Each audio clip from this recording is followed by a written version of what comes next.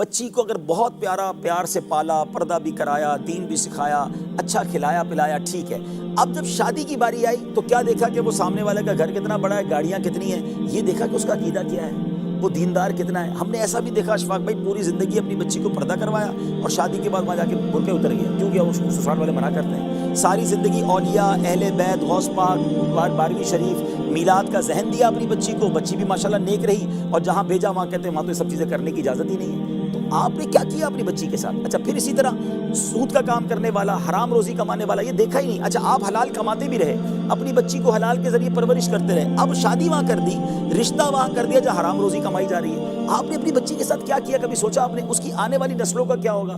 اس کی نسل اگر اللہ نہ کرے بدعقیدہ ہوگی تو اس کا جواب دہ کون ہوگا؟ تو کیا دیکھیں، اچھا دیکھنے کے لیے تو باپ نے کیا نا، کون باپ برا چاہتا ہے؟ اس نے بینک بیلنس، دولت، گاڑی بنگلہ دیکھا، صحیح اچھا نہیں کیا اس نے۔ سب سے بڑی بات یہ کہ ہماری چیک لسٹ ہی غلط ہے۔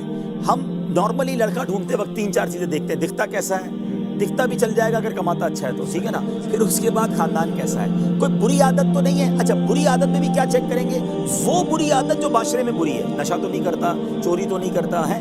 اچھا یہ نہیں سوچیں گے کہ نماز پڑھتا ہے کہ نہیں پڑھتا، بھائی نماز نہ پڑھنے سے زیادہ بری عادت کون سی ہے؟ اچھا حرام کا پیسہ بہت ہے لیکن یہ پیسہ آتا کدھر سے ہے؟ سود کا کاروبار ہے، رشوت کا کاروبار ہے، نوکری کرتا ہے 50,000 کی، گھر میں گاڑیاں کھڑی ہیں، تو کدھر سے آئے یہ سارے پیسے؟ یہ کوئی سوچتا ہی نہیں ہے۔ تو پہلے چیک لسٹ کیا ہونی چاہیے؟ فرسٹ آف آل، چاہے لڑکی تلاش کریں چاہے لڑکا تلاش کریں، کہ اس کا ایمان اور عقیدہ کیا ہے۔ سب سے مین چیز یہ ہے، عقیدہ ہی کچھ اور ہے اور ہم اپنے نیا خاندان بننے جا رہا ہے، آنے والی نسلوں کا کیا ہوگا؟ اسی طرح اگر لڑکے مجھے سن رہے ہیں، نوجوان سن رہے ہیں، بڑی پیاری روایت کتابوں میں لکھی نا کہ اپنے ہونے والے بچوں کے لیے اچھی ماں تلاش کرو، یعنی یہ بچوں کا حق ہے جو بعد میں پیدا ہوں گے کہ ان کے لیے اچھی ماں تلاش کریں۔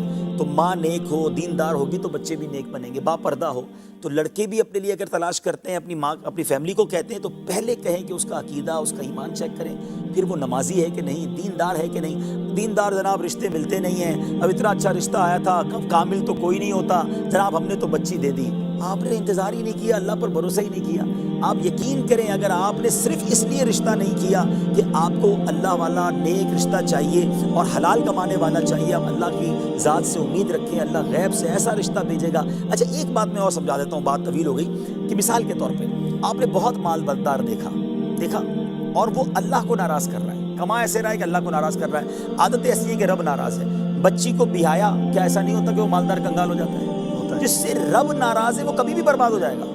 اچھا ایک ایسے گھرانے میں دیا جو بظاہر اتنے مالدار نہیں لیکن اللہ کو راضی کرتے ہیں، نیک لوگ ہیں، حلال کماتے ہیں، نمازی ہیں، دیندار ہیں، آپ نے بچی دی، اللہ نے اس کی دنیا اچھی کر دینی ہے۔ تو سب سے پہلے یہ دیکھیں کہ میں جدھر اپنی بیٹی دے رہا ہوں یا اپنے بیٹے کا رشتہ کر رہا ہوں، وہ جو خاندان جوڑ رہا ہے اس سے رب راضی ہے کہ نہیں۔ وہ کام کیسے طے کریں کس سے رب راضی ہے؟ ہم طے نہیں کر سکتے۔ سمپٹمز کچھ بھائی شرابی کو دیکھ کر تو پتہ چل جائے گا نا کہ اس کی حرکتیں کیا ہیں، ٹھیک ہے نا، ایٹ لیسٹ نماز پڑھنے والا ہو، دیندار ہو، حلال روزی کمانے والا ہو، عقیدہ صحیح خدا والا ہو۔ سب سے پہلے عقیدہ ٹھیک ہے، پھر اس کے بعد خیر انشاءاللہ۔ الحمدللہ میں جانتا ہوں، مزے کی بات ہے کہ ہمارے رشتہ داروں میں ایک بہت، میں نام لوں تو آپ حیران ہو جائیں گے، اتنے بڑے گھرانے کا رشتہ آیا اور جس کے یہاں رشتہ آیا وہ اتنے مالدار نہیں ہیں، وہ بلینرز تھے، بلینرز تھے، ان کا عقیدہ درست نہیں تھا۔ انہوں نے مجھے فون کیا کہ رشتہ آیا، اچھا بیٹی کے لیے رشتہ آیا، وہ بیٹی والے تھے کہ میری بیٹی کے لیے رشتہ آیا ہے لیکن میں صرف اس لیے منع کر رہا ہوں کہ یار میں جن عاشقان رسول میں اپنی بچی دینا چاہتا ہوں یہ وہ نہیں ہے۔ مجھے اتنی خوشی ہوئی، حالانکہ وہ خود بظاہر مذہبی حلیے والے بھی نہیں تھے، لیکن الحمدللہ